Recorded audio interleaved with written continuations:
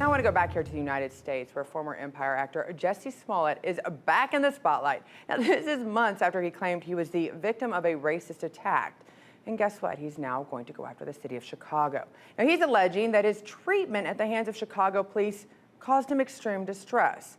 This is despite the fact that the charges against him for filing a false report were eventually dropped. RT's Rachel Blevins has the details. A new fight is brewing between Chicago and Jussie Smollett as the city seeks reimbursement for a police investigation into a reported attack that they believe was staged by the actor himself. Smollett made headlines in January when he claimed he was the victim of a racist, homophobic attack in which two men assaulted him outside of his apartment building in Chicago. His claims sparked a massive police investigation, which led to the determination that Smollett paid two Nigerian-American brothers to attack him and stage the entire scene.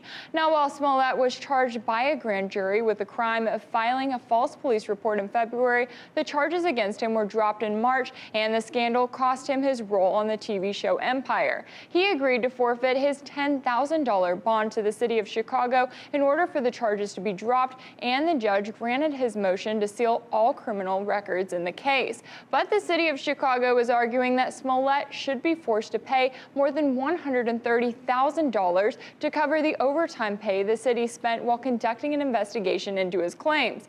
While Smollett's team has claimed he was not aware of the time and the money that would be spent by police when he filed the report, a federal judge last month refused to dismiss the city of Chicago's lawsuit and has allowed it to proceed to the discovery phase. Now, Smollett then filed a counterclaim on Tuesday against the city of Chicago, multiple police officers, and the two brothers who he claims attacked him, alleging a malicious prosecution caused him economic harm, humiliation, mental anguish, and extreme emotional distress. Jussie Smollett is also arguing that because he forfeited his $10,000 bond, the city of Chicago should not be allowed to seek any further reimbursement from him, and he is claiming that because all of the charges against him were dropped, it was clearly proof of his innocence. In Washington, Rachel Blevins, RT.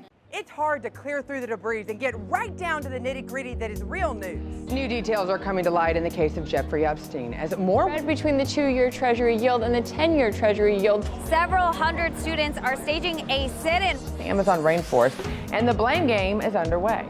It's time for RT America. So go ahead and hit that subscribe button.